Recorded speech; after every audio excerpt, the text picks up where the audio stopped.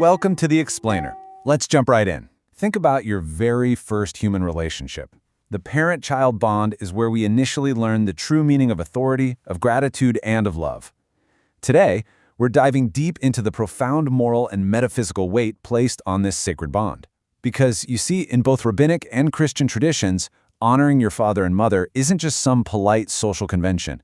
It is a theological mandate that literally preserves the structural integrity of the world. Now, what's really interesting about this is the ultimate legal paradox we run into right away. Exodus chapter 21, verse 15, bluntly decrees, "Whoever strikes his father or mother shall surely be put to death." Now, that's an incredibly severe punishment, right? But if you read the text carefully, there is a glaring omission. If the punishment is the ultimate one, death, where is the actual rule that forbids the act in the first place? Section 1. The ultimate legal mystery. A punishment without a commandment? Okay, so in Jewish law, a punishment absolutely cannot exist without a prior commandment. It's a fundamental rule. The Sefer HaChinuch explains that any severe punishment, whether that's the death penalty applied with witnesses, or kares, which is a spiritual excision applied without witnesses, requires a formal prohibition. So we have to ask, where is it? Well, the Chinuch gives us this brilliant logical deduction. Step 1, the punishment is established by Exodus 21:15. Step 2, we look over to Deuteronomy 25:3. That verse forbids adding extra lashes to a guilty person. The logic is, if you can't give an extra unmandated blow to someone who's already guilty, you certainly cannot strike an innocent member of Israel. Step 3, since parents are, naturally, members of Israel, they fall perfectly under this broad prohibition. The legal math completely checks out. So the crucial point is, how do we define the actual crime here? The classic commentator Rashi gives us a very strict halachic requirement. He zeroes in on the word strike and defines it specifically as chivara, a wound where blood actually flows. So for the death penalty to apply, the act must severely compromise bodily integrity. Without a physical wound, well, the act remains absolutely forbidden, for sure, but it doesn't carry the death penalty. Section 2. Partners in human creation. The metaphysical weight of parents. So why exactly is this crime treated with such cosmic severity? It all goes back to the midrashic concept of the three partners in man. It's literally a divine collaboration. The father provides the physical structure, like the bones and brain. The mother provides the soft tissue, the skin and blood. And God breathes in the soul and the vision. Because of this partnership, the great scholar Ramban argues that striking a parent is a direct attack on the divine order itself. In fact, he equates striking parents to cursing them, meaning it's not just physical harm, it's a fundamental undermining of societal respect. And S.R. Hirsch adds to this, explaining that it's a rebellious destruction of the foundation of human dignity. By striking them, you're symbolically destroying the very foundation upon which a moral society rests. Section 3.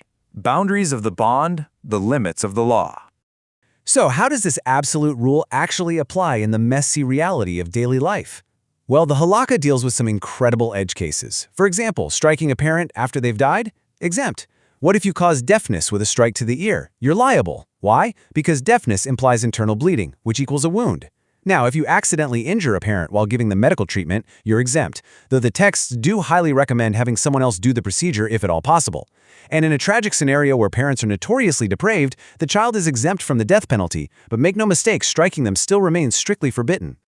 And this brilliantly illustrates a deeper tension in the rabbinic worldview. It's the contrast between the biological parent and the spiritual master. The Mishnah states that a biological parent brings a child into this physical world, but a spiritual master, the one who teaches wisdom, brings the child into the world to come. Because spiritual existence carries so much weight, historical laws regarding ransom and captives actually prioritize the spiritual master over the biological father.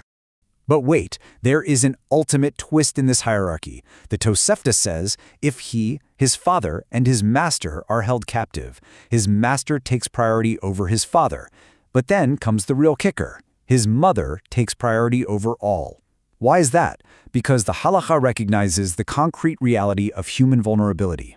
A woman in captivity faces specific, horrific risks that supersede even the lofty spiritual debt owed to a master. It is just a breathtaking balance of high spiritual ideals and profound human compassion. Section 4.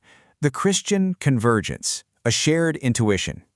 It is truly remarkable how closely early Christian theology mirrors this rabbinic thought.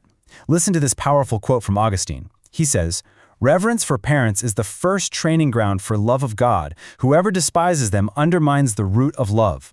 Augustine viewed this bond as our very first experience of unearned goodness. Basically, if you can't honor the people who gave you life, you fundamentally break your ability to understand divine love. Let's move to these other thinkers and see how this builds systematically. Thomas Aquinas argued that honoring parents is pietas, a form of justice recognizing our origins. John Calvin noted that striking parents shatters a moral order established by God, not just some civil law. John Chrysostom went as far as to say that reversing this gratitude tears nature itself apart, and Ambrose beautifully referred to parents as living icons of God's providence. Across the board, they echo that exact rabbinic view. Parents are the earthly representatives of divine care.